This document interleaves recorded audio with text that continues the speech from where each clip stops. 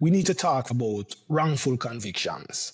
Only two people are in a room. A gun goes off. One of them dies. There are two plausible explanations. The police choose to pick one of the explanations over the other. The reason the police choose explanation one over explanation number two is very important for our consideration of this topic of wrongful convictions. If you want to understand wrongful convictions in Jamaica, there is no better place to start than the case of Lessine Edwards. It's a great case because you can see in it all the key lessons that we need to learn about wrongful convictions, how they happen, who they impact, what we can do about them. It helps us to see and to talk about and to distinguish between the categories of wrongful convictions. And we're going to talk about that in a bit. It helps us in talking about the wrongfully convicted.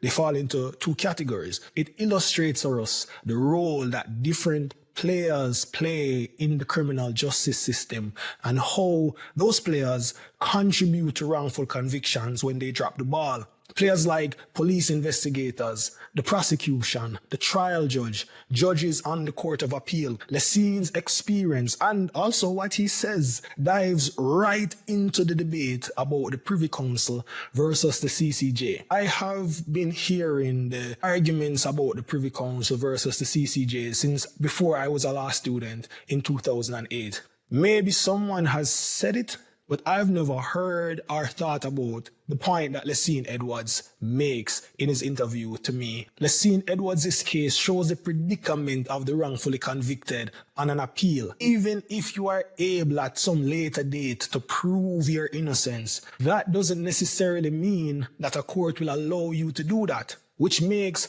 talking about how to prevent wrongful convictions just as important as figuring out how to fix them.